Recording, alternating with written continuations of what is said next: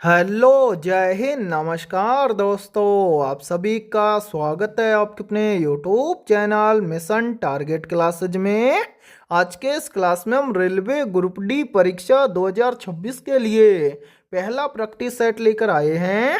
और मेरे भाई इस पहले प्रैक्टिस सेट के अंदर हमने रीजनिंग के बहुत ही शानदार और इम्पोर्टेंट क्वेश्चनों को कवर किया है। और ये सभी क्वेश्चन आपके रेलवे ग्रुप डी एग्जाम 2026 के लिए इम्पोर्टेंट रहेंगे। इसलिए आप सभी अभ्यर्थी इस पहले प्रैक्टिस सेट को कंप्लीट देखना और इस प्रैक्टिस सेट के एंड में आप सभी को बताना है कि आपके टोटल कितने क्वेश्चन है सही होते हैं। और यदि आप हमारे इस यूट्यूब चैनल से पहली बार जुड़े हैं तो इस यूट्यूब चैनल को कर लीजिए सब्सक्राइब और बेल आइकन को प्रेस करना, ताकि ऐसी शानदार क्लास का नोटिफिकेशन आपको सबसे पहले देखने को मिले। तो चलिए शुरू करते हैं आज के इस पहले प्रैक्टिस सेट को बिना देरी के। पहला प्रश्न है आप सभी के सामने, निम्नलिखित विकल्पों में से संबंधित संख्या का चयन कीजिए। यानी कि ये पहला प्रश्न आप सभी के सामने नंबर एनालॉजी से संबंधित प्रश्न दिया गया है और आपसे पूछा गया है कि इस प्रश्नवाचक चिन्ह के स्थान पर कौन सी संख्या आएगी।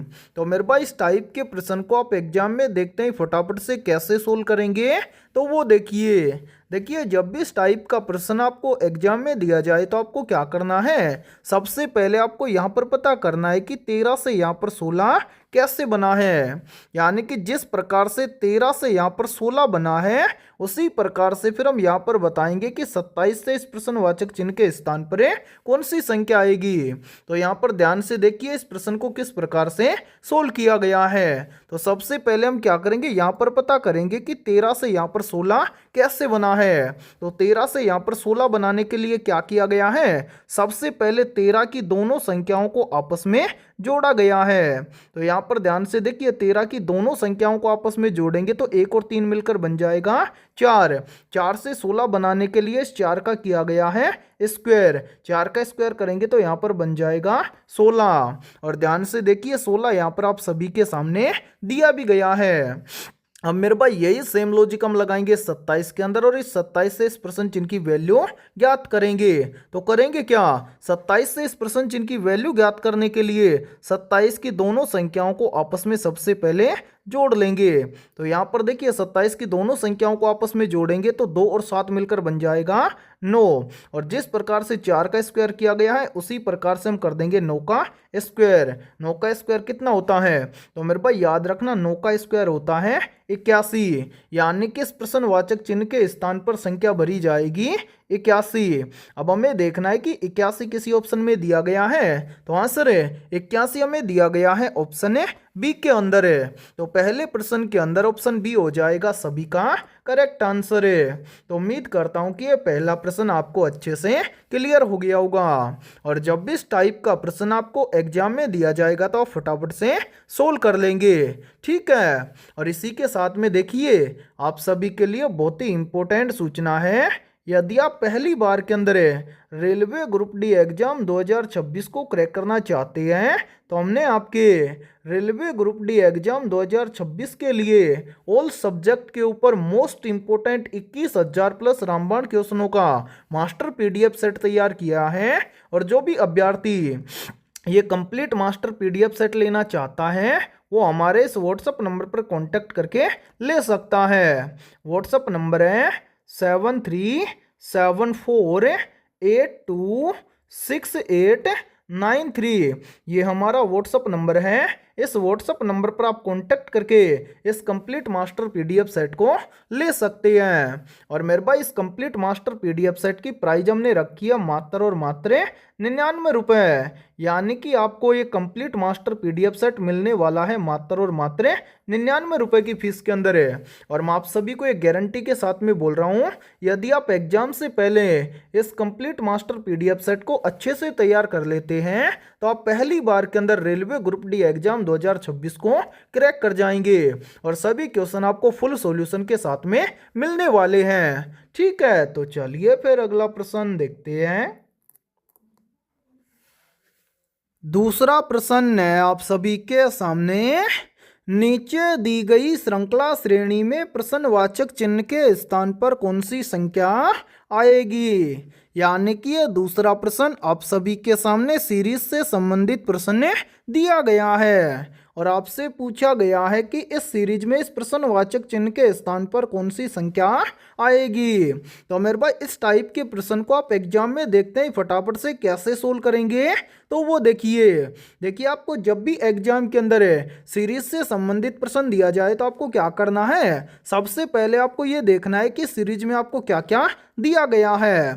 तो यहाँ पर ध्यान से देखिए सीरीज में सबसे पहले दिया गया है 15, 15 के बाद में दिया गया है 26, 26 के बाद में दिया गया है 48, 48 के बाद में दिया गया है 81, 81 के बाद में दिया गया है 125 और 125 के बाद में पूछा गया है किस प्रश्नवाचक चिन्ह के स्थान पर कौन सी संख्या आएगी। तो मेरे भाई यहाँ पर ध्यान से देखिए सीरीज को किस प्रकार से सोल्व किया गया है। सबसे पहले यहाँ पर देखिए 15 से कितना बन रहा है 26, 15 से 26 कैसे बनेगा। तो ध्यान से देखिए यदि हम 15 में क्या कर दें +11 कर दें तो 15 और 11 मिलकर बन जाएगा 26। फिर देखिए 26 से कितना बन रहा है 48, तो 26 से 48 कैसे बनेगा। ध्यान से देखिए यदि हम 26 में क्या कर दें +22 कर दें तो 26 और 22 मिलकर बन जाएगा 48। फिर देखिए 48 से कितना बन रहा है 81, 48 से 81 कैसे बनेगा। ध्यान से देखिए यदि हम 48 में क्या कर दें +33 कर दें तो 48 और 33 मिलकर बन जाएगा 81। फिर देखिए 81 से कितना बन रहा है 125, 81 से 125 कैसे बनेगा। तो मेरे भाई ध्यान से देखिए यदि हम 81 के अंदर क्या कर दें +44 कर दें तो 81 और 44 मिलकर बन जाएगा 125।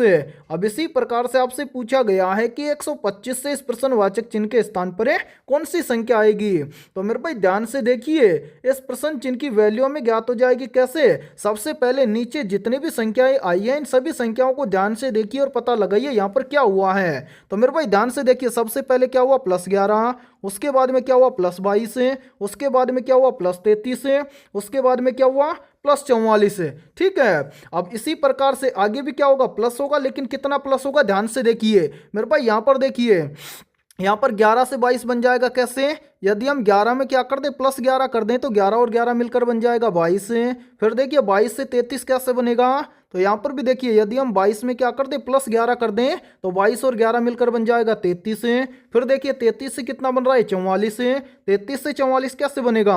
तो 33 में भी यदि हम क्या कर दें +11 कर दें तो 33 और 11 मिलकर बन जाएगा 44। अब इसी प्रकार से हम क्या करेंगे 44 से अगली संख्या निकालेंगे। तो 44 से अगली संख्या निकालने के लिए हम क्या करेंगे, तो सभी में +11 हुआ है तो 44 में भी क्या कर देंगे +11 कर देंगे। तो 44 और 11 मिलकर बन जाएगा 55। अब हमें क्या करना है मेरे भाई, इस प्रश्न चिन्ह की वैल्यू ज्ञात करनी है। तो प्रश्न चिन्ह की वैल्यू हमें ज्ञात हो जाएगी कैसे, यदि हम क्या करें मेरे भाई इस 125 के अंदर यदि हम इस 55 को क्या कर दें ऐड कर दें तो प्रश्न चिन्ह की वैल्यू हमें ज्ञात हो जाएगी। तो ध्यान से देखिए 125 के अंदर हम क्या कर देंगे 55 को ऐड कर देंगे तो 125 और 55 मिलकर बन जाएगा 180। यानी कि इस प्रश्नवाचक चिन्ह के स्थान पर संख्या भरी जाएगी 180।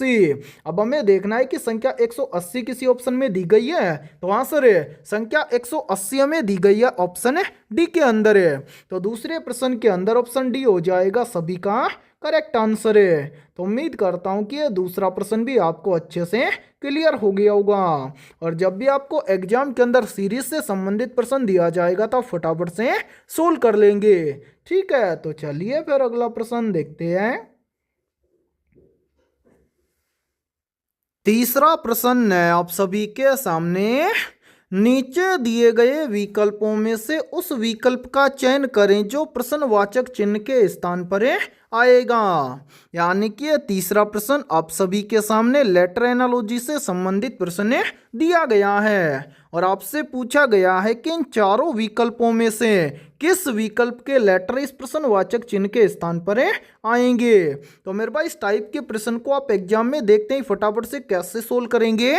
तो वो देखिए जब भी इस टाइप का प्रश्न आपको एग्जाम में दिया जाए तो आपको क्या करना है, सबसे पहले आपको यहाँ पर पता करना है कि RUT को यहाँ पर टी यू आर कैसे लिखा गया है, यानी कि जिस प्रकार से आर यू टी को यहाँ पर टी यू आर लिखा गया है उसी प्रकार से फिर हम यहाँ पर बताएंगे कि एन ई टी को इस प्रश्नवाचक चिन्ह के स्थान पर क्या लिखा जाएगा। तो यहाँ पर ध्यान से समझिए इस प्रश्न को किस प्रकार से सोल्व किया गया है। मेरे भाई यहाँ पर ध्यान से देखिए, यहाँ पर पहला लेटर है आर, इस पहले लेटर को यहाँ पर ध्यान से देखिए तीसरे नंबर पर लिखा गया है। उसी प्रकार से देखिए बीच में क्या है यू, तो इस यू को यहाँ पर देखिए बीच में लिखा गया है ऐसे की ऐसे।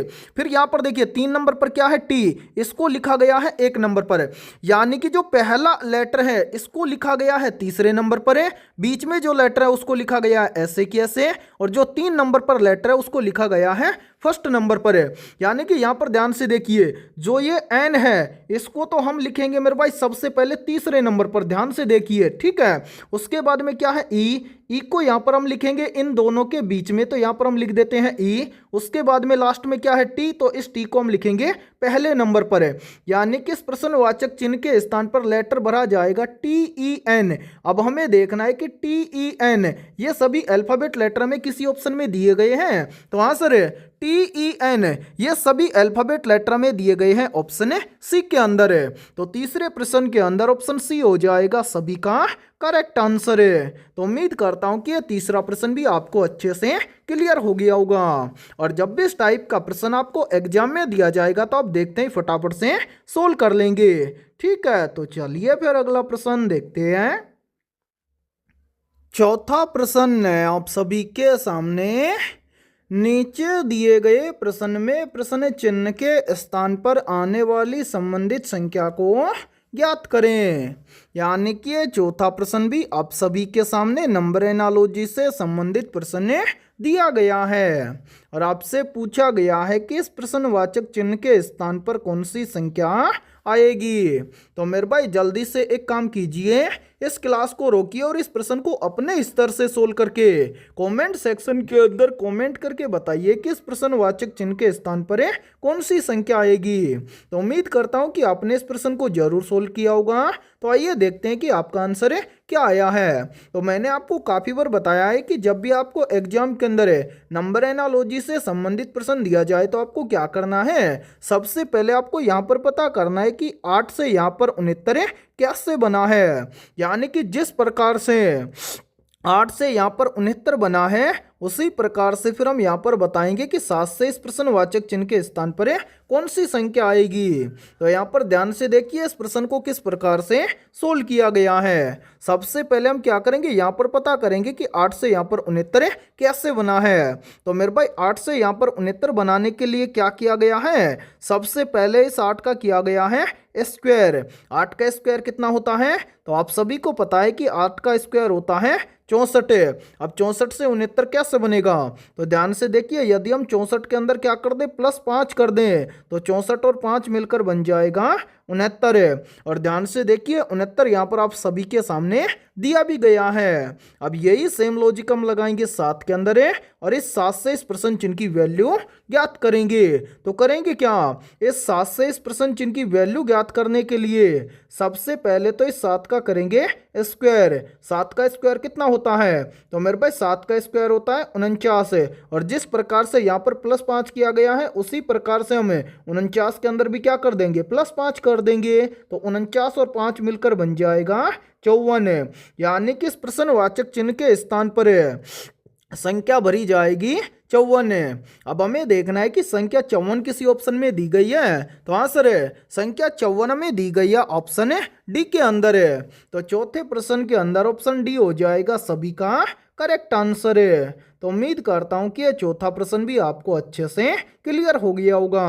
और जब भी इस टाइप का प्रश्न आपको एग्जाम में दिया जाएगा तो आप फटाफट से सोल्व कर लेंगे, ठीक है। तो चलिए फिर अगला प्रश्न देखते हैं।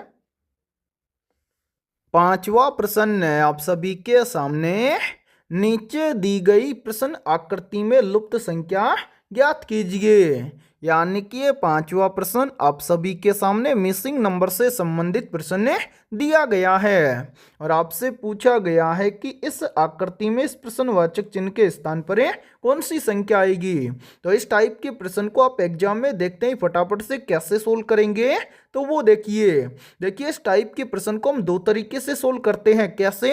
या तो हम इस टाइप के प्रश्न को सोल्व करेंगे किसके अंदर, कॉलम के अंदर है, या फिर हम इस टाइप के प्रश्न को सोल्व करेंगे रो के अंदर है। अब 90% स्टूडेंट हमें यहाँ पर बोलेंगे कि सर हमें कैसे पता चलेगा कि हम इस प्रश्न को रो में सोल्व करें या फिर कॉलम में। तो मेरे भाई जिस तरफ आपको आकृति के अंदर बड़ी संख्या दिखाई दे, समझना आपको बड़ी संख्या की तरफ ही सोल्व करना है। तो बड़ी संख्या हमें दी गई है किसके अंदर, कॉलम के अंदर है, तो इस प्रश्न को हम सोल्व करेंगे कॉलम के अंदर है। तो करना क्या है, सबसे पहले हमें यहां पर पता करना है कि इस पहले कॉलम में यहां पर संख्या 83 कैसे आई है। उसी प्रकार से हम यहां पर पता करेंगे कि इस दूसरी यानी कि इस दूसरे कॉलम में यहां पर संख्या 56 कैसे आई है। यानी कि जिस प्रकार से पहले कॉलम में यहां पर संख्या 83 और दूसरे कॉलम में यहां पर संख्या 56 जिस प्रकार से आई है, उसी प्रकार से हम बताएंगे कि इस तीसरे कॉलम में इस प्रश्नवाचक चिन्ह के स्थान पर कौन सी संख्या आएगी। तो ध्यान से देखिए इस प्रश्न को किस प्रकार से सोल्व किया गया है। सबसे पहले ध्यान से देखिए हमें क्या करना है, यहां पर पता करना है कि यहां पर इस पहले कॉलम में संख्या 83 कैसे आई है। तो यहां पर 83 लाने के लिए क्या किया गया है, इस 83 से जस्ट ऊपर हमें तीन संख्या दी गई है। पहली संख्या है 7 है, दूसरी संख्या है 5 और तीसरी संख्या है 3। तो इन तीनों संख्याओं का क्या किया गया है, सबसे पहले किया गया है स्क्वायर, और जो संख्या आई है उसको जोड़कर यहां पर लिखा गया है 83। कैसे, यहां पर देखिए सबसे पहले हम करेंगे 7 का स्क्वायर। 7 का स्क्वायर कितना होता है, तो आप सभी को याद होना चाहिए 7 का स्क्वायर होता है 49। इसी प्रकार से हम करेंगे 5 का स्क्वायर है। 5 का स्क्वायर कितना होता है, तो याद रखना 5 का स्क्वायर होता है 25। इसी प्रकार से करेंगे मेरे भाई यहां पर देखिए 3 का स्क्वायर है। 3 का स्क्वायर होता है कितना, 6। अब यहां पर इन तीनों संख्याओं को आपस में जोड़ेंगे तो 49 और 25 मिलकर बन जाएगा 77, 77 और 6 मिलकर बन जाएगा 83, जो कि यहां पर आप सभी के सामने दिया भी गया है। अब इसी प्रकार से हम क्या करेंगे, यहां पर पता करेंगे कि इस दूसरे कॉलम में यहां पर संख्या 56 इसी प्रकार से लिखी गई है क्या। तो 56 से जस्ट ऊपर भी हमें तीन संख्या दी गई है। ठीक है, पहली संख्या है 6, दूसरी संख्या है 4 और तीसरी संख्या है 2। तो यहां पर हम क्या करेंगे, इन तीनों संख्याओं का करेंगे स्क्वायर। ध्यान से देखिए सबसे पहले करेंगे 6 का स्क्वायर। 6 का स्क्वायर आप सभी को याद होना चाहिए कितना होता है, 36 होता है। ठीक है, स्क्वायर का मतलब होता है उसी संख्या को उसी संख्या के साथ में गुणा करना, यानी कि 6 का गुणा 6 के साथ में करेंगे तो आ जाएगा 36। इसी प्रकार से करेंगे 4 का स्क्वायर। 4 का स्क्वायर कितना होता है, 4 का गुणा 4 के साथ में करेंगे बन जाएगा 4 चौक 16। ठीक है, यानी कि 4 का स्क्वायर होता है 16। इसी प्रकार से तीसरी संख्या है 2, तो 2 का स्क्वायर करेंगे तो 2 का स्क्वायर बन जाएगा 4। अब यहां पर ध्यान से देखिए इन तीनों संख्याओं को आपस में जोड़ेंगे तो 36 और 16 मिलकर बन जाएगा 52, 52 और 4 मिलकर बन जाएगा 56, जो कि यहां पर हमें दिया गया है। अब इसी प्रकार से हम क्या करेंगे मेरे भाई, यहां पर इस तीसरे कॉलम में इस प्रश्न चिन्ह की वैल्यू ज्ञात करेंगे। तो करेंगे क्या, इस प्रश्न चिन्ह के जस्ट ऊपर भी हमें तीन संख्या दी गई है। पहली संख्या है 8, दूसरी संख्या है 9 और तीसरी संख्या है 1। इन तीनों संख्याओं का स्क्वायर करेंगे और जो संख्या आएगी उसको हम जोड़कर इस प्रश्न चिन्ह के स्थान पर लिखेंगे। तो सबसे पहले करेंगे 8 का स्क्वायर। 8 का स्क्वायर कितना होता है, तो याद रखना 8 का स्क्वायर होता है 64। ठीक है, इसी प्रकार से करेंगे 9 का स्क्वायर। 9 का स्क्वायर होता है कितना, 81। फिर क्या है मेरे भाई, एक का करेंगे स्क्वायर। 1 का स्क्वायर होता है 1। सभी संख्याओं को आपस में जोड़ेंगे तो ध्यान से देखिए यहां पर, ध्यान से देखिए 64 और मेरे भाई 81 दोनों मिलकर बन जाएंगे 145, और 145 के अंदर एक को ऐड करेंगे तो 145 और 1 मिलकर बन जाएगा 146। यानी कि मेरे भाई इस प्रश्नवाचक चिन्ह के स्थान पर संख्या भरी जाएगी 146। अब हमें देखना है कि संख्या 146 किसी ऑप्शन में दी गई है, तो आंसर है संख्या 146 हमें दी गई है ऑप्शन ए के अंदर है। तो पांचवें प्रश्न के अंदर ऑप्शन ए हो जाएगा सभी का करेक्ट आंसर है। तो उम्मीद करता हूं कि ये पांचवा प्रश्न भी आपको अच्छे से क्लियर हो गया होगा, और जब भी इस टाइप का प्रश्न आपको एग्जाम में दिया जाएगा तो आप फटाफट से सोल्व कर लेंगे। ठीक है।